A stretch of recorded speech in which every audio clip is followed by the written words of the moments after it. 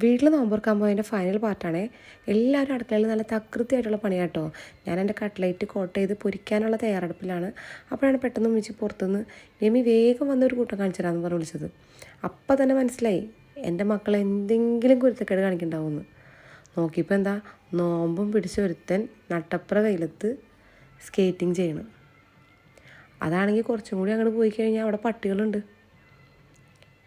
എന്നാലും അവൻ ആ കിടന്ന് കാണിച്ചുകൊണ്ടിരിക്കുകയാണ്. പിന്നെ അവിടെ നിന്ന് കുറേ ഒച്ചപ്പാടും ബഹളമൊക്കെ ഉണ്ടാക്കി ഒരു കണക്കിന് പിടിച്ചുകൊണ്ട് വന്ന്.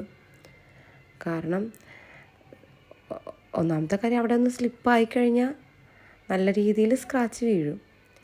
പിന്നെ പട്ടികൾ പോരാത്തതിന് അവനക്കാണെങ്കിൽ നോമ്പും കണ്ടിട്ട് പേടിയായിട്ട് വേണ്ടായില്ല ഞങ്ങൾക്ക്. പിന്നെ ഒരു കണക്കിന് വിളിച്ച് കയറ്റി. പക്ഷേ ഈ ഒരു എനർജി മാത്രം ഉണ്ടായുള്ളൂ കേട്ടോ. നോമ്പ് തുറന്ന സമയത്തേക്കാൾ കിടപ്പായിരുന്നു. ഇവിടെ എല്ലാവരും കട്ട്ലേറ്റ് പൊരിക്കൽ, ഫ്രൂട്ട്സ് കട്ട് ചെയ്യൽ, അങ്ങനെയുള്ള കുറേ പരിപാടികളായിരുന്നു കേട്ടോ. അപ്പോൾ ജ്യൂസൊക്കെ അടിച്ചത് ഞാനായിരുന്നു. പിന്നെ ധ്യാനീത്തി മയോണൈസ് ഉണ്ടാക്കുകയാണ്. അപ്പോൾ മയോണൈസിൽ കുറച്ച് വെളുത്തുള്ളി കൂടിപ്പോയി. അത്രയും വെളുത്തുള്ളി ഉണ്ട് ആവശ്യമില്ല. ഞങ്ങൾ കുറേ നാളെ ഈ ഒരു കപ്പ് ഷവർമയൊക്കെ ഉണ്ടാക്കിയിട്ട്. പിന്നെ ഞങ്ങൾ എന്താണെന്ന് വെച്ച് കഴിഞ്ഞാൽ വെളുത്തുള്ളി ആഡ് ചെയ്യാണ്ട് കുറച്ച് മയോണൈസും കൂടി ഉണ്ടാക്കിയിട്ട് രണ്ടും കൂടി മിക്സ് ചെയ്തു. അപ്പോൾ കറക്റ്റായിട്ടോ. പിന്നെ ഇത് നമ്മുടെ ഫൈനൽ സ്റ്റേജാണ്. ഫൈനൽ സ്റ്റേജിൽ നമ്മുടെ കപ്പൊക്കെ ഒന്ന് പ്ലേറ്റിലേക്ക് അറേഞ്ച് ചെയ്ത് കൊടുത്തിട്ട് അതിൽ ഷവർമയുടെ ഫില്ലിങ്സൊക്കെ ആഡ് ചെയ്ത് കൊടുക്കുകയാണ്. സ്നാക്സായിട്ട് ഈ ഒരു കപ്പ് ഷവർമയും നമ്മുടെ കട്ട്ലേറ്റും പിന്നെ കുറേ ഫ്രൂട്ട്സ്, 3 തരം ജ്യൂസ് ഉണ്ടായിരുന്നു. കുമ്മിട്ടി, ഷമാമ്, മുന്തിരി. അപ്പോൾ എല്ലാവരും നോമ്പ് തുറക്കാനായിട്ട് വെയിറ്റ് ചെയ്തിരിക്കുക കേട്ടോ.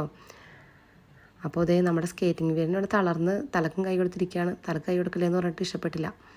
അപ്പോൾ അതുകൊണ്ടാട്ടോ അങ്ങനെ ഇരിക്കണേ. അപ്പോൾ എല്ലാം അറേഞ്ച് ചെയ്ത് എല്ലാവരും വെയിറ്റിങ്ങിൽ നിൽക്കുകയാണ്.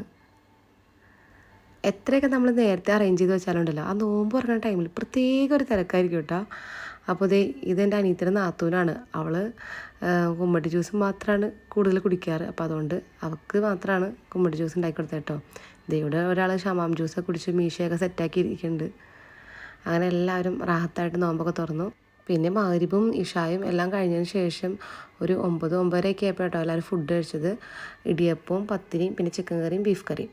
ചിക്കനും ബീഫും എൻ്റെ ഉപ്പിച്ചിയുടെ സ്പെഷ്യലായിരുന്നു. Chicken fry ഉമ്മിച്ചിയുടെ സ്പെഷ്യലും. പിന്നെ സാലഡ് ഉണ്ടായിരുന്നു. പിന്നെ എക്സ്ട്രാ തേങ്ങാപ്പാൽ എടുത്തിട്ടുണ്ടായിരുന്നു. പിന്നെ ഇതൊന്നും അല്ലാതെ നമ്മൾ ജീരകക്കഞ്ഞിയും കൂടി വെച്ചിട്ടുണ്ടായിരുന്നു കേട്ടോ. അതെല്ലാവർക്കും ഇടത്താഴം കഴിക്കാനൊക്കെ ആയിട്ട് കൊടുത്തു വിട്ടു. അൽഹംദുലില്ലാ അങ്ങനെ ഈ ഒരു നോമ്പ് തുറക്കൽ ഇവിടെ കഴിഞ്ഞു.